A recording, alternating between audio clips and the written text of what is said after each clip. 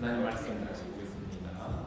빌립보서 제1장 12절로부터 26절에 있는 말씀 한 절씩 교독하겠습니다. 형제들아, 내가 당한 일이 도리어 복음 전파의 진전이 된 줄을 너희가 알기를 원하노라.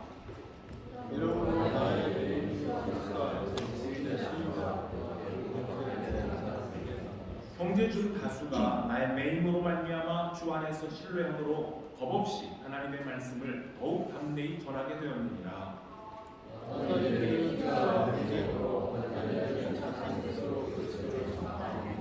이들은 내가 복음을 변증하기 위하여 세우심을 받은 줄 알고 사랑으로 하나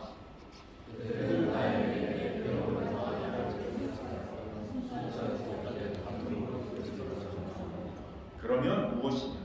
거칠애로 하나 참으로 하나 무슨 방도로 하든지 전파된 것은 그리스도니 이로써 나는 기뻐하고 또한 기뻐하리라.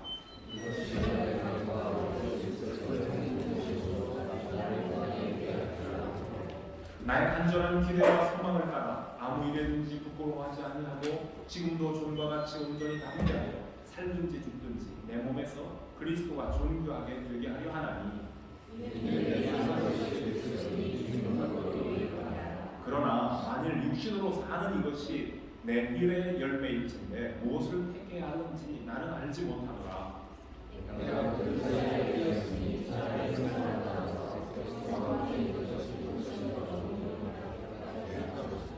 내가 육신으로 있는 것이 너희를 위하여 더욱 유익하리라.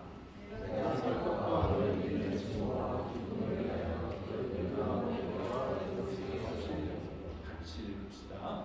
내가 다시 너희와 같이 있으므로 그리스도 예수 안에서 너희 자랑이 나로 말미암아 풍성하게 하여 함이라. 아멘. 오늘 우리가 나눌 하나님의 말씀입니다.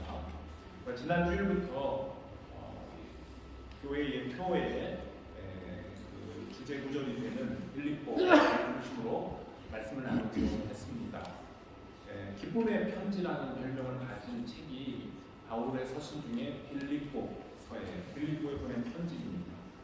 주 안에서 항상 기뻐하라고 권면했던 사도 바울이 했던 그 말씀처럼 여러분 우리 성도들 지난 한 주간 동안 주 안에서 기쁨으로 살았습니까?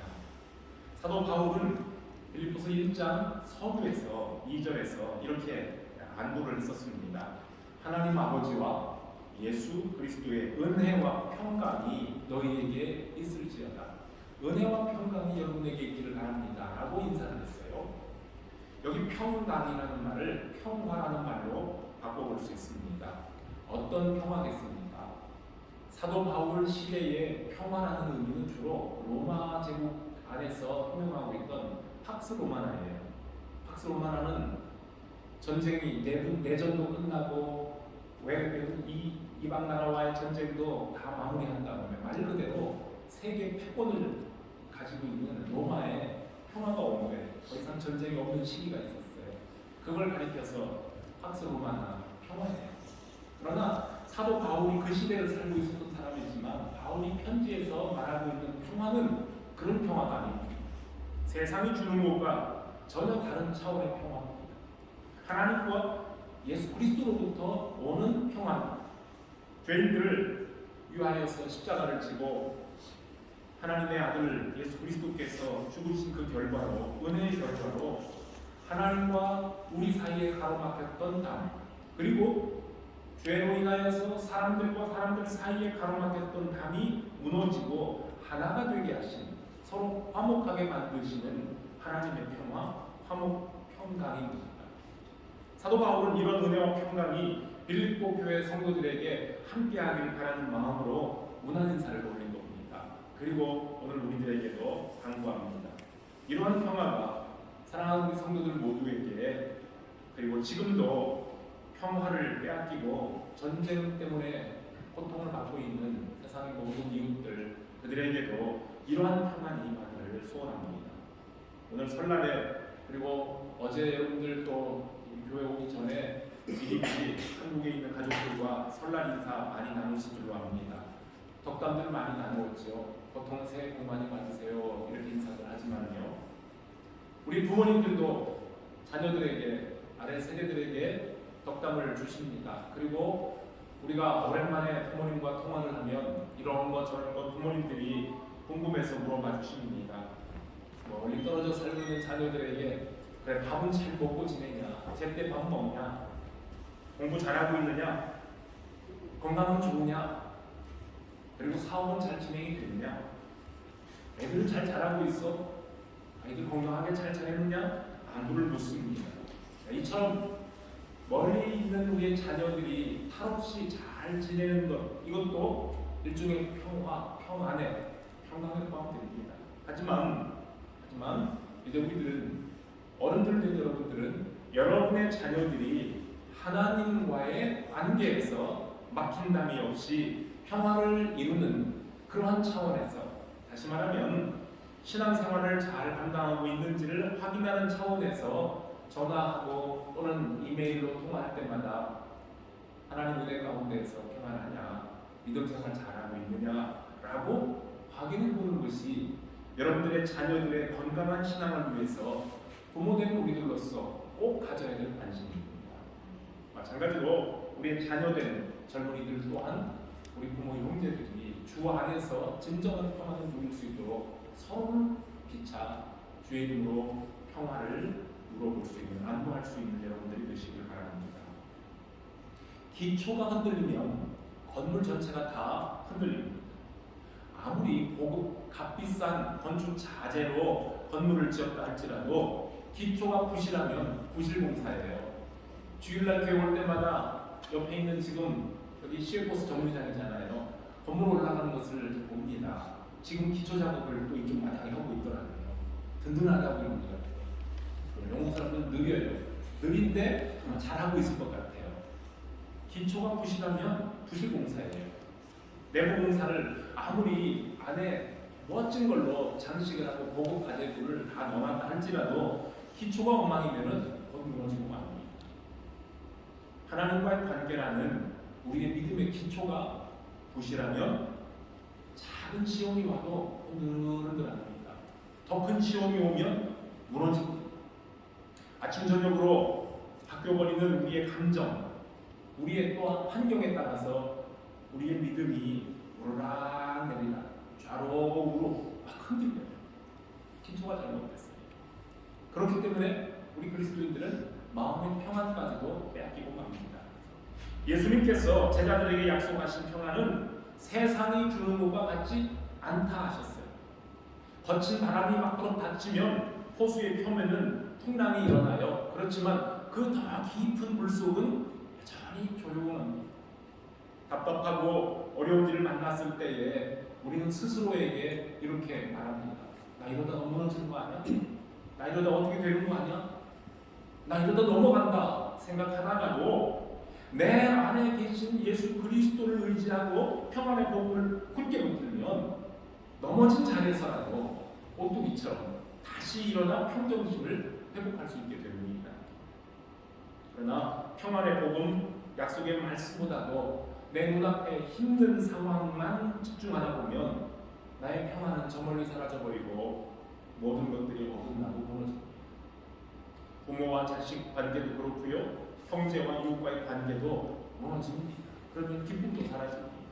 그러므로 지금 내 삶에서 평안이 사라졌다 생각되거든요.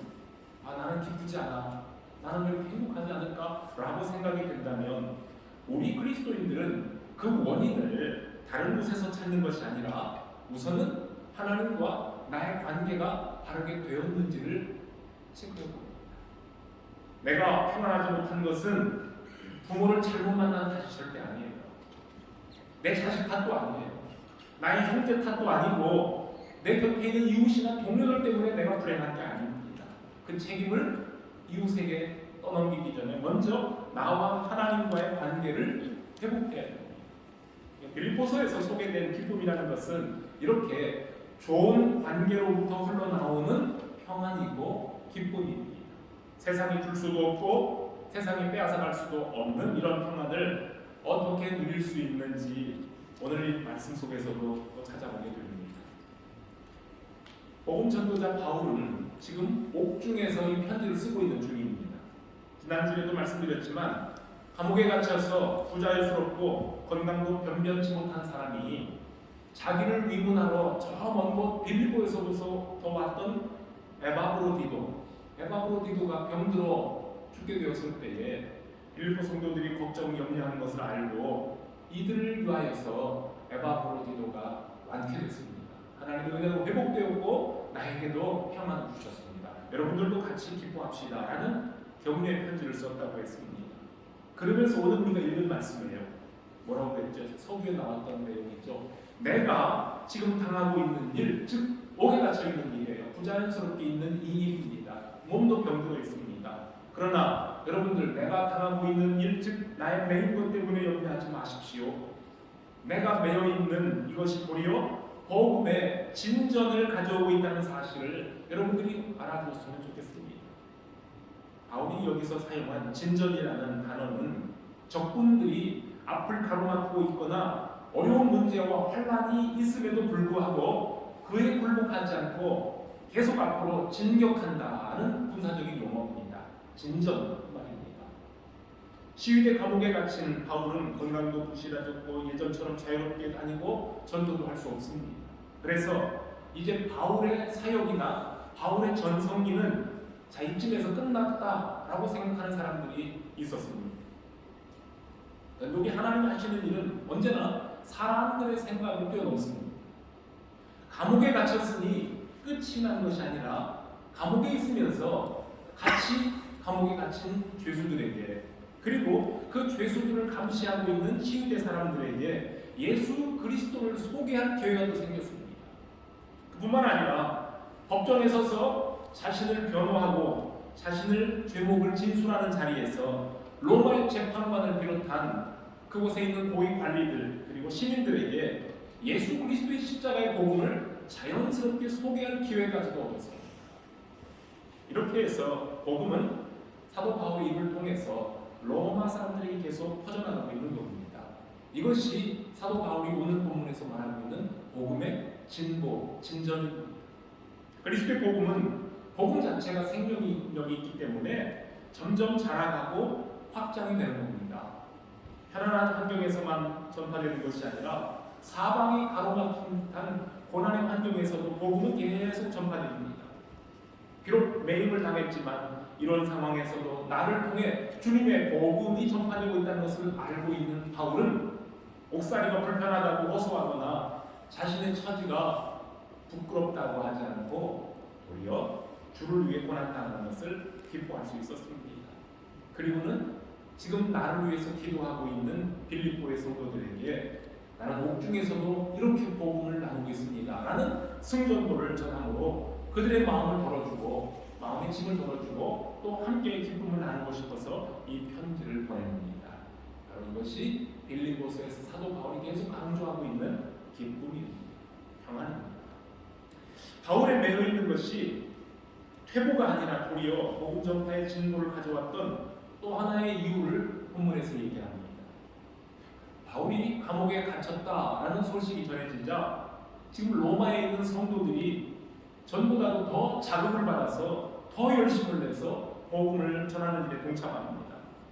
자, 바울 선생님이 없으니 우리가 좀 더 힘을 내야 되겠다는 책임감도 생겼을 것이며 사도 바울이 옥중에서 그리고 재판을 받는 자리에서도 굴복하지 않고 당당하게 복음을 전하고 있다는 소식이 로마 사람들에게 전해지자 하나님께서 하시는 놀라운 일을 신뢰하는 로마에 있는 다른 그리스도인들이 힘을 내어서 용기를 내어 겁도 없이 복음을 전하는 일에 뛰어들었다. 이렇게 바울이 말하고 있습니다. 그런가 하면 동일한 복음을 사람들에게 전하고 있지만 사도 바울의 전도 방식이나 사도 바울의 태도를 싫어했던 그리스도인들도 있었어요. 로마에 그러한 바울을 싫어하는 그리스도인들이 있었다고 말입니다. 어쩌면 이 사람들은 우리보다 나중에 로마에 온 저 바울이 자기들보다 더 많은 사람들을 만나고 그를 통해서 더 큰 역사가 일어나면서 사람들의 관심이 사도 바울에게 쏠리자 시기와 질투심으로 바울을 멀리하고 비판하던 사람들입니다. 그런데 사도 바울이 옥에 갇혔다는 소식을 듣게 되자 잘됐다. 이제 사도 바울의 고난에 우리가 괴로움을 좀 더 해줘야 되겠다라는 마음에서 시기와 질투심으로 더 열심히 그리스도를 전파하는 사람들이 있었다는 말입니다. 자, 그거 봐라. 바울 자기 혼자 의로운 채 하고 천방진축 막 나대더니 결국 감옥 들어갔구나. 거기다가 자기 몸도 아파서 저러고 있는데 자기 질병도 고침받지 못하는 사람이 어떻게 남을 위하여 선한 일을 할 수 있다고 저렇게 나서는가. 결국에는 범법자로 낙인 찍혀 투옥이 되었으니 선교하기는커녕 주님의 영광만 가리는 것밖에 더 있어. 자, 이제 저 사람 없을 때 우리가 제대로 한번 복음 전해보자. 자, 이런 마음으로 사실은 순수하지 못한 마음으로 더 열심히 내서 복음을 전했다고 말입니다. 그런데 사도 바울은 그 말을 듣고 하나님의 방식에 감탄하며 감옥에서 손뼉을 칩니다. 손뼉 진짜 쳤겠죠? 내가 옥에 갇혔다 해서 주님의 복음이 중단된 것이 아니라 퇴보되는 것이 아니라 여전히 진보하고 있다는 이것을 알게 된 겁니다. 역시 하나님의 하는 일은 놀랍다는 것을 깨닫는 겁니다. 비록 나를 시기해서 나를 악하게 보고 나의 약함을 고소하게 여기고 나를 괴롭히는 그런 의도에서 나와 경쟁적인 라이벌 의식을 가지고 복음을 전하는 사람들이 있지만 비록 그들이 거치대로 복음을 전하나 아니면 진심으로 복음을 전하든지 무슨 방도로 복음을 전하든지 결국은 주님의 복음이 전파되고 있는 것이니 나는 기쁘고 또 기쁘다. 이게 사도 바울의 마음입니다. 이 기쁨은 청지기 정신이 분명한 주님의 일꾼들이 누리는 기쁨입니다. 여러분, 복음의 주인공은 예수 그리스도시지 그 복음을 전하는 사람이 아닙니다. 내가 모든 것을 다 하고 있다고 생각하거나 이것은 오직 나만 할 수 있다고 생각하는 것은 그건 청지기의 자세가 아닙니다. 하나님은 이처럼 다양한 방식으로 사람들을 이용해서 복음을 세상에 전하십니다. 때로는 복음 전하는 사람의 고난이 복음을 진보가 되게 하시며 고난 중에서도 기쁨을 경험하게 하신다는 겁니다. 예수님의 제자 요한이 이런 말을 한 적이 있었죠. 선생님, 우리를 따르지 않는 어떤 사람이 주님의 이름으로 귀신을 내쫓는 것을 보고 우리가 하지 말라 하고 금했습니다. 예수님께서 그러한 요한에게 뭐라고 대답하셨지요? 요한아, 참 잘했다.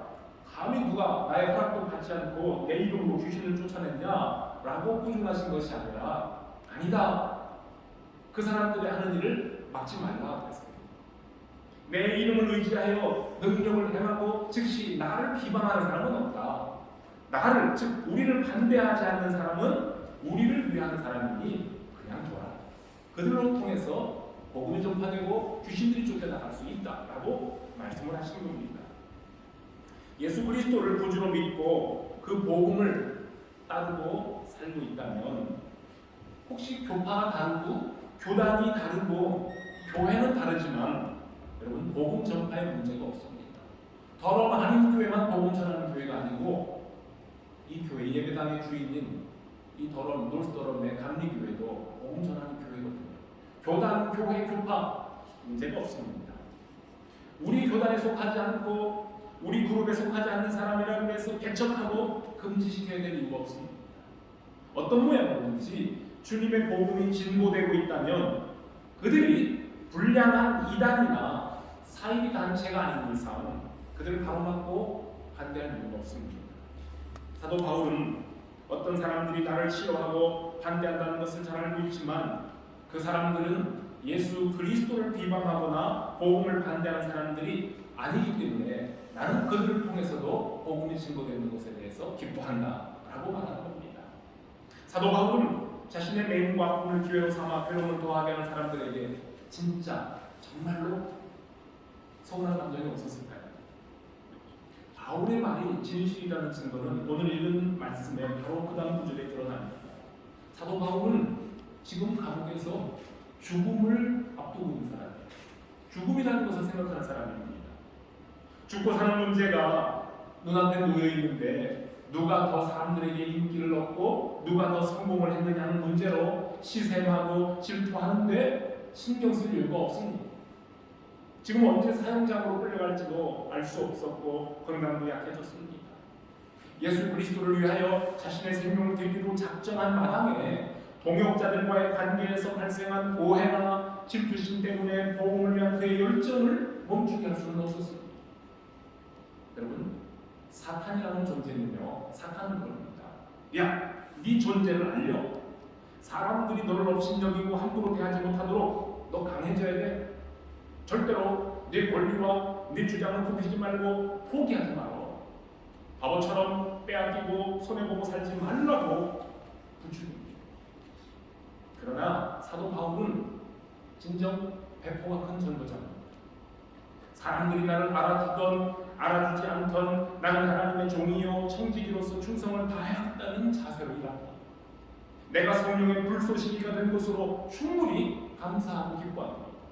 내 얼굴이 드러나고 내 이름이 높아지는 것이 아니라 그리스도의 이름이 영광을 받도록 나라는 존재는 존재도 없이 사라져가는 것이 이것이 진정한 일꾼의 자세가 되겠습니다.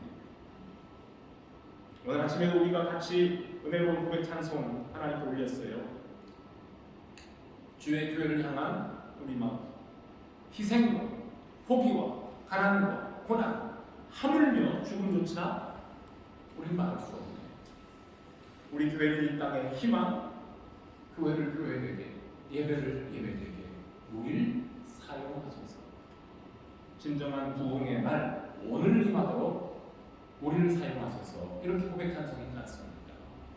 여러분, 이 찬송이 저와 여러분들 고백 찬송이요 헌신이 되길 바랍니다. 나의 이름과 나의 공로가 드러나지 않고 나를 알아주는 사람이 적다고 슬퍼하지 않기 바랍니다.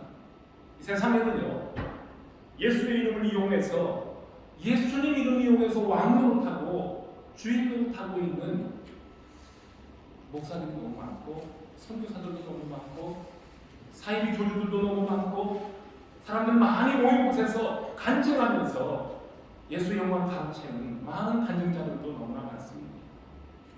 사람들의 칭찬과 부추김에 자신도 모르는 사이에 우쭐해져서 사람들 앞에서 높임받기를 좋아해요. 예수 그리스도의 자리에 앉아서 영광을 취하려는 인기인들, 속된 말로 종교 스타들이 오늘날 세상에 얼마나 많은지 모릅니다. 예수 그리스도의 복음의 십자가의 순수성을 희석시키는 사람들이 너무나 많습니다. 그런데 오늘 바울은 나는 사라져가고 내가 살든지 죽든지 주님의 은혜로 인하여 주로 인하여 나는 죽기라고 합니다. 자, 주님을 위해 목숨을 내놓는 사도 바울의 고백을 오늘 말씀에서 들어봅시다. 나의 간절한 기대와 소망은 오직 예수 그리스도가 나로 인하여 존귀하게 되시는 것입니다. 내가 살든지 죽든지 나를 통해 예수께서 존귀하게 되신다면 나는 어찌하든 좋습니다. 내가 사는 목적이 예수 그리스도를 위한 것이니 그분을 위하여 죽는 것도 유익합니다. 그러므로 내가 지금 부름을 받아 세상을 떠난다 해도 한 점 부끄럽거나 부럽지 않습니다. 삶과 죽음 사이에서 어느 쪽을 선택해야 되는지 나는 잘 모르겠습니다. 나의 솔직한 소망은 이 힘든 세상 일을 마치고 지금이라도 하나님이 주시는 상급을 받으러 주님께 가는 겁니다. 내가 죽어 이 땅을 떠나 주님과 함께 영원히 살 것을 생각하면 오늘이라도 주님께서 나를 불러가시는 것이 나에게는 훨씬 좋습니다. 그러나 내가 살아서 여러분과 함께 있는 것이 여러분들에게 더 유익하다는 것을 알고 있기 때문에 나는 여러분들의 믿음의 성장과 기쁨을 위하여 아직은 여러분과 함께 지내게 될 것을 확신하며 기도합니다. 언젠가는 내가 이 감옥으로부터 석방될 것을 믿습니다. 여러분들이 나를 위하여 기도하고 있으니 그 기도의 결과 석방이라는 희소식이 전해지면 여러분들의 기쁨도 더해질 것이고 여러분들의 기도가 응답된 것이니 여러분들의 자랑거리가 더 풍성하게 될 것 아니겠습니까? 이런 말을 하는 거예요. 주께로부터 받은 복음 전하는 사명을 충실하게 완수하고 주님 앞에 서는 순간을 기대하고 있는 전도자로서의 솔직한 고백입니다. 내가 살든지 죽든지 내 몸에서 그리스도가 존귀하게 만드신다면 나는 그것으로 족합니다. 바울은 사랑하는 빌립보 교우들의 신앙 성장을 위한 일이라면 자기 자신을 관제로 드린다 해도 기쁘다. 앞으로 보게 될 2장 17절에 그런 말씀을 했어요. 구약의 제사의식에서 모든 제물을 다 드린 다음에 다 태운 다음에 그 제물 위에 포도주를 붓는 의식이 관제라고 했습니다. 이 관제 맨 마지막의 의식이에요. 사도 바울은 이제 자기 피가 흘려지면 자기가 순교하면 그것으로 자기 모든 사명을 맞추고 하나님께 간다, 그런 고백이었습니다. 2장을 말씀 나눌 때 한번 자세하게 설명하도록 하겠습니다. 성도 여러분, 우리 믿음의 가족들, 성도들의 진정한 기쁨은 예수 그리스도를 위해 나를 온전히 불태우면서 얻어지는 겁니다. 진정한 제물 되기를 원하십니다. 나의 존재는 흔적도 없이 하나님께 드려지는 겁니다. 하나님이 영광 받으시고 나는 사라지는 겁니다. 나를 드러내고 싶고 내 이름을 나타내고 싶고 내 공적 자랑하고 싶은데 사람들이 나를 알아주지 않으면 섭섭하고 기쁨이 사라집니다. 왜냐하면 내가 주 앞에 산제물로 드려지는 것이 아니라 나의 자아와 나의 교만한 마음이 팔팔하게 살아있기 때문에 그렇습니다. 우리가 믿음 생활하고 봉사 생활하다가 어떤 때는 기쁜데 어떤 때는 그 기쁨이 싹 사라져버리고 오락가락하는 이유는 바로 여기에 있습니다. 주님이 감추어지고 내가 살아있으면 그 기쁨까지도 사라집니다. 내가 죽고 예수님께서 내 안에 살아계시면 그 기쁨이 살아오는 책입니다. 예수 그리스도께서 내 안에 계시고 우리 주님께서 나와 함께 기뻐하시기 때문입니다. 여러분, 이것이 그리스도의 복음 전파를 위해서 수고하는 방법입니다. 어떻게 우리가 복음을 위해서 함께 수고할까요? 내 안에 계신 성령께서, 예수 그리스도께서 살아 역사하시도록 모든 것, 영광을 주님께 돌리는 섬김이 되시길 바랍니다. 복음의 진보를 위하여 나를 밑거름으로 메어드리는 헌신된 성도들이 주님의 교회를 든든하게 세워갑니다. 아까 찬송 가사처럼 진정한 부흥의 날 오늘 임하도록 우리를 사용하소서. 이 찬송 고백이 저와 여러분들의 진실한 고백이 되길 바랍니다. 주님의 복음이 전파되는 일이라면, 복음이 전파되는 그 일이라면 나의 낮아짐과 내가 매이는 것과 나의 불편한 것, 심지어 나의 죽음도 게을리지 않는다는 헌신의 고백으로 우리 주님의 복음이 힘차게 진보되고 그로 인해서 나를 통해 구원받는 영혼이 나 날마다 더해가는 이런 기쁨과 그로 인한 평화를 풍성하게 누리는 그런 하나님의 식구들, 또 금년 1년 한 해가 되기를 주님의 이름으로 축복합니다. 함께 기도하겠습니다. 아버지 하나님, 감사합니다. 사도 바울을 불러 주의 복음을 증거케 하셨던 우리 하나님, 교회의 주인 되시는 우리 주님께서 이 시대에 우리들을 불러 세상의 주의 복음을 나누도록 하십니다.